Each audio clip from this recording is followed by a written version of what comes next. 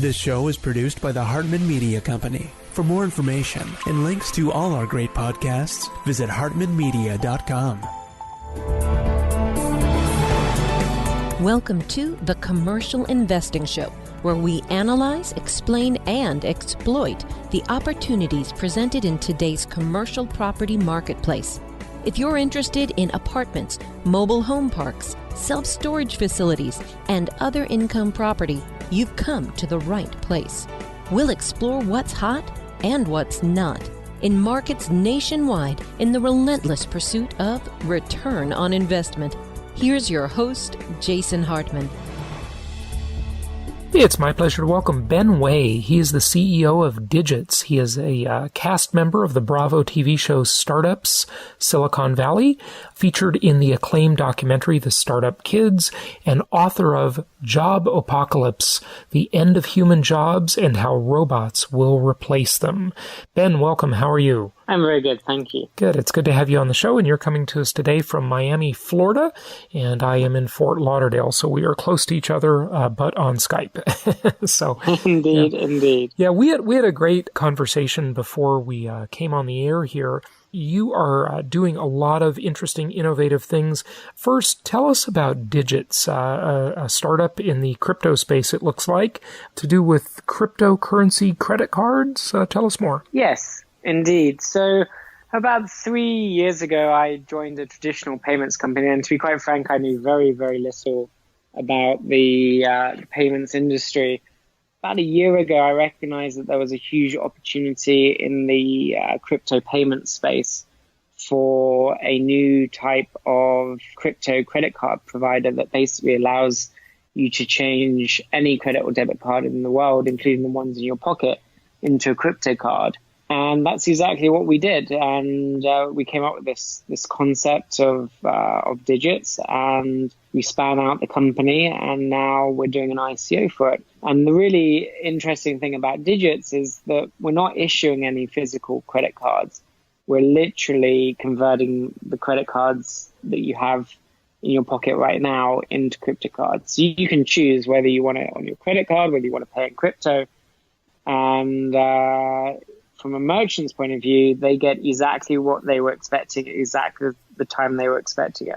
So in other words, if you have a charge that you're doing on any given day and your cryptocurrency that is in the account that would be debited is at a high, or you think it's at a high, then it would be wise to maybe pay with the cryptocurrency versus the dollar, right? You're always arbitraging these two. Gives you that choice? Absolutely. Though one of the amazing things that we have done is that we had to solve the problem, the largest payment problems with crypto, which is volatility and network transmission time, which basically means that a merchant needs to get exactly the amount of money they were expecting at exactly the time they were expecting it. And so we had to solve those problems. And by solving those problems, we actually came up with quite a unique concept called the hedge lending network, which we believe is the first real-time lending platform in the world. And through that, the really interesting thing about Digits is if you swipe that card today and you pay $100 in crypto from your crypto account, you have if you want, you have the option of paying back that transaction 366 days later in fiat and getting any uptick in the value of crypto. So if crypto doubles, then you can actually pay back the original transaction plus a small transaction fee and get the uptick in crypto. So you can actually hedge a year ahead with Digits. Okay, that's fascinating. So you said you could pay with fiat, I believe, meaning dollars, any fiat currency like a euro or a dollar, or you could pay with the cryptocurrency. But why, Ben? I mean, this is the story that's circulated widely about the 2 pizzas for $82 million or whatever when they're paid with Bitcoin. But why would anyone allow a 366-day float? That is a long option period. There's got to be a decent amount of option consideration to have that long of a period because, wow, it's a long time. We've actually created a very unique model, which means that in 366 days, you can pay back that transaction in fiat. However, if the market has gone down during that time and it goes past a certain trigger point, then the crypto is automatically liquidated and the lender paid back. So we see that option as kind of being the icing on the cake of the transaction.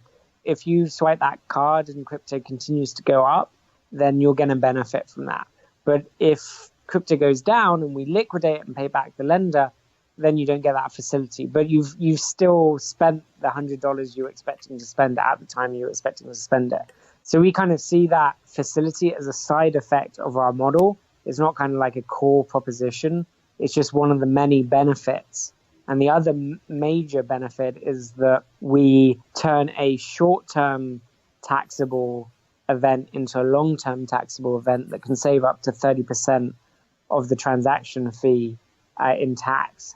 So it's these kind of two huge benefits that actually are just side effects of the way we built the whole system in trying to solve these two big problems, which is volatility and network transmission time. Mm-hmm. And in effect, the way we do that is the hedge lending network is a two-sided marketplace, and the hedge lending network itself takes the risk. Mm-hmm. How do you turn any card into a cryptocurrency card, though? Is it simply because, I mean, I don't do anything with my American Express card in my wallet or my Visa or my MasterCard in my wallet. You do something with a back-end account, right? I don't. Yes. I don't even talk to my credit card issuer about this, right?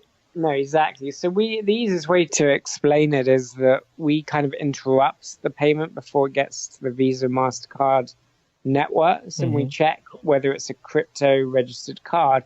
But the really important thing is we still settle the transaction across the Visa, MasterCard networks. So we play very nicely with Visa, MasterCard. We're not trying to take them out of the loop. We actually leverage the value of their transactional network. And that's a very big differentiator for us, because by settling on the Visa and MasterCard networks, it means that we don't actually have to deal with single merchants. From a merchant's point of view, it is just a normal credit card transaction. So it means that we can integrate at much higher levels, and all the merchants below, who are attached to that, automatically are part of the Digits program. And literally, we don't have to sign any new agreements or anything, because we're just settling the transaction exactly the way they expected it to be. Yeah. Okay. Yeah. Oh, very interesting. Very interesting model. Good stuff. I want to leave the topic of digits, if we can, and talk about your book, because I think it's a fascinating topic. But before we do that, is there anything else you want us to know about digits or cryptocurrencies? Not really. Just if you're interested, check out the digits.io website. We're in pre-ICO right now. We're about to launch with RenGen Labs. And we want to build a really long-term valuable business. Fantastic. Okay, so the future of jobs. I tell you, I have made many very good predictions on my podcast over the years, Ben. The one I have been a miserable failure at is interest rates. But hey, everything else has come true, so that's all right. If you didn't win the interest rate game with me, that's fine. But the rental market, the real estate market, all of that stuff, I've been pretty good at all of that. But the one thing I am really struggling with is the future of robotics and automation. And here's the reason I struggle with this. And, your book is addressing this topic very specifically. But, if you look at every innovation over the course of history, people have always been in fear that they would lose their job, that massive amounts of people would be displaced, that there would be economic collapse, etc. And that has never really happened. Looking at the census for the last maybe 50 years or so, the only job out of all job categories they cover that has gone away because of technology is elevator operator. We do operate our own elevators nowadays, so we don't need the guy sitting in there, picking our floor. But everything else is still there, really, right? But I wonder if this time it's different. And the reason I wonder is that, okay, self-driving cars, autonomous vehicles, the transportation industry is one of the biggest industries on Earth. But the people that drive your Lyft and your Uber and your delivery truck, they're not going to learn robotics. Will they just all be displaced into jobs we can't even imagine yet? I don't know. What will happen? What will come of this? Massive unemployment or, massive prosperity? Yeah, I mean, there's a few ways of looking at this. So first of all, the data that you're looking for on who lost their jobs because of technology and automation actually is there. It's just hidden. And one of the analysis I did in my books and where I believe it's hidden is the amount of time for an economic recession to recover. So if you look at all the recessions from the beginning of this century, every recession has taken twice as long as the previous recession to recover. And the reason for that is that when an economy is growing, it becomes inherently more inefficient, and organizations don't want to change and they don't want to optimize. They're just happy they're making money, and they don't focus resources on efficiency. When you go into a recessionary dip, what happens is that organizations have to become more efficient and they automate and re-automate. And what happens is that it takes twice as long each time that happens for the jobs to come back to the same level, because what you're seeing is actually that slack. So my belief is in the next recession, whenever that may be, is you're going to have a horrific recession which we may not recover from on a jobs basis, where you kind of hit a point of no return for jobs. And, I do think the next major recession is probably going to be that point. And, you mentioned about the elevator operator, but actually there's thousands of hidden jobs that have disappeared. For instance, we used to fly planes with 2 pilots and an engineer. Mm-hmm. It had to be every single plane. Now it's just 2 pilots. Yeah. Just 2 pilots. And so, we're getting to these points of efficiency where, just because something hasn't happened in the past doesn't necessarily mean it's not going to happen in the future. Sure. And innovation has been on a kind of quite a linear curve. And at some point, it's going to break the system of labor. And then coming back to your point, then there's 2 points of view. And I'm ever the optimist. So say, well, if we're lucky, we'll be treated like well looked after pets. Where life will be so good, because what people forget with automation and AI and all that is the cost of everything decreases, right? Mm-hmm. Right. So, medical, the cost of medical, if everything's being done through technology, it's very deflationary, no question about it. Yeah, exactly. So there may be a balance that can be obtained, but I suspect before we get to that balance, there will be a huge amount of social unrest before we get there. You may be right. I mean, the prognosticators are predicting things like 47% unemployment from these mega shifts that are coming our way. Technology it feels like, and maybe it felt this way, Ben, when the steam engine was invented or the light bulb. I don't know. But right now, it feels like we're about to see a huge change in the world through technology, because we've had this networked world for 25 years or so, right? And it just keeps compounding the effects of it. So maybe it's like looking at the chart, the graph, and seeing that hockey stick of this exponential change. Certainly Peter Diamandis is talking about things like that very positively from his perspective.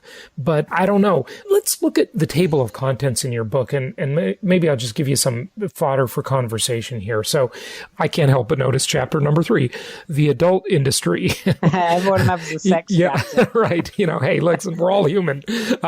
What are you talking about there? I mean, I want to think that maybe you're talking about dating sites and virtual reality and sex things. Bots. Yeah. Having sex with robots and the sex industry and how we're falling in love with robots and how there's no reason we won't fall in love. If we can fall in love with animals, we can certainly fall in love with the robots. Right. Those psychological studies are already proving that under the right circumstances, humans can form pretty strong emotional bonds with robots. Wow. So, interesting. It's fascinating. I think the real question behind this, so it could have great effects, like it could stop sex trafficking, It could really free a lot of people who are very lonely. Yep. What was that mass murderer, that kid in California that shot up? In Santa Barbara. 10, yeah. Yeah, right. Santa Barbara. He shot up 10 people because, girls said no to him, right? Yep. People, sex is important. It's part of the human condition. Right, sure. We need it. Yeah. So it can have some very, very positive outcomes. But more fascinating side for me is, and this is just from an interest level, is the psychological and moral issues behind it. For instance, is having sex with a sex bot, is that being unfaithful to your partner? Yeah. If you create a robot that looks like a child, is that pedophilia? And if it is pedophilia, is it better that a pedophile have an outlet, uses a robot or a human? Yeah. So there's all these kind of interesting moral dilemmas that humans are going to have to grapple with in the next 10 years about their morality and what it is to be human. Just look at the world of online dating, for example. Can every date just be a virtual date? Will people even be meeting in person? Because with virtual reality and all of these different technologies, I mean, it's really, it begs the question of what is real. It literally begs the question. And if anybody saw the movie from a long time ago, Altered States, where they explored these planes of reality based on these psychedelic drugs, right? It's an interesting concept, and philosophers and sages, for thousands of years have been asking these same questions, but very interesting. So what about logistics and hard drives? What about that? So logistics is actually something that's quite personal space to me, because we actually own a last mile logistics company called Shipsy. And Shipsy is all focused in this big revolution that we're about to see, where all logistics will be on demand. Mm-hmm. So, my belief is that, the way that logistics is done now is going to change rapidly in the next 15 years. And once self-driving comes in, almost everything will be delivered in real time. And the way I kind of explain this is that, retail is effectively dying right now. And so what replaces it? And my belief is that you will have effectively, retail locations will become showrooms. And by the time you've walked through that showroom and you've chosen what you want, by the time you get home, it will already be at your door. It won't be, you won't take it home with you. It will come from a central distribution point, and it will already be at your house. So retail just becomes a showroom. Not to mention that it may be 3D printed, right? Well, indeed. And that's the other, the material revolution is coming as well. And you've got all these kind of connected but disparate industries right now of AI, robotics, crypto, automation, machine learning, and they're all kind of coming together in one single thread. And this is why my belief is it almost becomes exponential as these technologies converge in the impact they will have on us. Yeah, it's really quite an amazing and interesting time to be alive. Pick another category or chapter in the book and tell us about that, if you would. One of the very interesting aspects is what's going to happen with police and warfare. Mm-hmm. We already live in what most people would consider 50 years ago a surveillance state, right? Everything we do is tracked, and Google probably knows more about me than the police, right? So you got this crazy kind of society shift where we live in a surveillance state, but we don't really feel it. But I think, as robotic technology comes in and you have these robotic drones and these robotic enforcers, yes, I think that's obviously going to have a huge impact, beneficial impact in terms of crime. But I also think it's going to make us feel very claustrophobic as a society. Right. And, one of the beautiful things about America and one of the differences between the UK and the US, and one of the things I love about the US is that you feel free. There is this sense of, I am responsible for my own destiny. And I worry that technology, not just surveillance technology, but all technology is effectively eroding our sense of humanity and ourselves. Mm-hmm. We're thinking less, and we're becoming more of a kind of crowd that and one of the things I'm hearing or seeing as a psychological effect of this is that kids growing up today are far more risk adverse than any other generation because they have all the information at their fingertips. So they don't really have to discover anything. Right. And there's always a risk in discovery. Right. And one of the things that is also happening, which coming back to your comment earlier about, whether anybody will ever need to date in the real world, if you look at the trend that's happening in Japan, that's really sad. What's going on in Japan is sad from the male perspective. These men are just not interested in dating. And then the women are marrying themselves. They're having these solo weddings. It's the weirdest thing ever.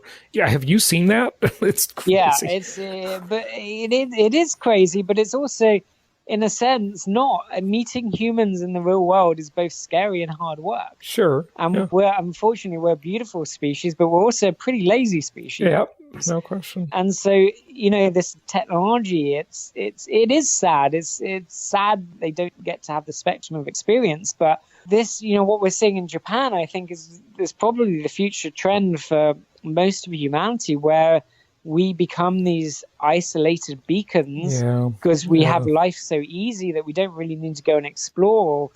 Sex is on an app, food is on an app, whatever you want is on an app. Why do you go anywhere else than stay at home? This scares me, Ben. I got to tell you, this scares me. It really does. That seems very sad. But I agree with you that it may well be the future. Sadly, we shall see how it all turns out. It may just be a stepping stone in our future. I'm generally very positive about humanity, and I think that we can get to the other side. And I think that there is an opportunity for technology to greatly enrich our lives, and maybe even give us the time and the ability to have a new renaissance period. Right. But I think that there's going to be some really short-term negative effects in the next kind of 30 years before we get there. Yeah, it's going to be a very, very interesting transition. One of the things you mentioned about kids being risk averse, so you look at the millennial generation, and I would agree with you because, when you can get the information, you don't need to actually perform the experiment. But there are several bad sides of that, of course, as you know. Number one is that a lot of times you discover something accidentally during the experiment. We've all heard the story of the 3M Post-it notes and a million other stories like that. So by doing the thing, we actually learn something, and we might discover something by accident, right? So that's one element. But the other element is it harkens back to, I remember many years ago reading John Nesbitt, the futurist who wrote Megatrends 2000. He used to be a pretty prolific author. He talked about how it was easier many times back in the day for a scientist to just perform an experiment again because we were drowning in this sea of information. Well, now, fast forward a couple decades, and Google and other forces have organized that information so well and made it indexed very well. Now we can find the information without doing the experiment at all. So it's interesting how that equation flipped, right?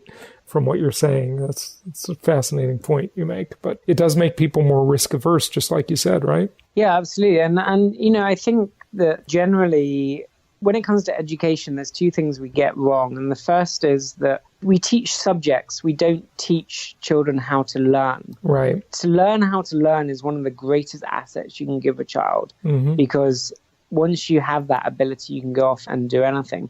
And then the second is that and I get it, I get from a parental point of view, but we live in a society now that mollycoddle our children so much. Oh, yeah. With helicopter parenting. Yeah, it's terrible. Yeah, there's no chance for a child to really understand risk and how important learning risk is, because a risk itself is not a risk. It's the evaluation of that risk that's the risk. So, and what I mean there is that risk itself is good. You need to risk things in life to achieve things. But what we need to teach kids is how to evaluate those risks responsibly, not take them. Right. Very good points. Just wrap it up for us with the last chapter in your book, Humans and the Crumbs Left for Us. that doesn't sound very optimistic. And you don't have to be an optimist, by the way. It's okay. I am. I mean, my book was deliberately controversial in that sense. And I think as you actually read it, you get a sense that there is optimism. And I do believe that we are a fantastically diverse and interesting species. And I think that, we will, especially in the creative areas of art, music, and films, and, we will always have a role, though maybe not as big as we imagine right now. Yeah, you've probably seen that video about how music and poetry and, of course, writing can all be done by AI. We're on the verge of that. So I don't know. Yeah. Do we need to be involved? Exactly. But, my belief is that we will probably end up as kind of a hybrid of technology and humanity. And I think what you're actually seeing, if I break it really down to what I think is happening in society or as a civilization, is I think we're almost splitting as a civilization into two species. And that's not biological, that's actually informational. And so you've got part of the species that accepts technology and is going to get more and more integrated to the point where you can't be unintegrated and survive, which we're pretty much there. I mean, most people couldn't survive without their phone for any duration of time these days. And we're going to get a whole swathe of society that rebels against technology because they're not part of it. Right. And actually, I'm funny enough, I've just written a new book, which is actually my first piece of fiction, but it's about a lady inventor who discovers artificial consciousness, set about 30 years in the future, and how she has to protect this artificial consciousness. But the fundamental aspect of this artificial consciousness is that it has all the qualities we attribute to God. So it can see the past, it can predict the future, it can answer almost any question.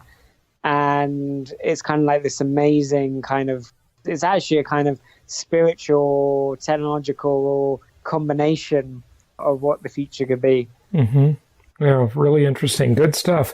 Well, Ben, give out your website. Maybe do you have a separate author website besides Digits, for your books and so forth? Yeah, you can always find me at Rainmakers Global, which is my holding company. Pretty accessible. So just, ping me on one of the million channels that I'm probably active on. Fantastic. Ben Way, thank you so much for joining us. Brilliant. Thank you very much. Thank you so much for listening. Please be sure to subscribe so that you don't miss any episodes. Be sure to check out the show's specific website and our general website, hartmanmedia.com, for appropriate disclaimers and terms of service. Remember that guest opinions are their own, and if you require specific legal or tax advice or advice in any other specialized area, please consult an appropriate professional. And we also very much appreciate you reviewing the show. Please go to iTunes or Stitcher Radio or whatever platform you're using and write a review for the show. We would very much appreciate that. And be sure to make it official and subscribe so you do not miss any episodes. We look forward to seeing you on the next episode.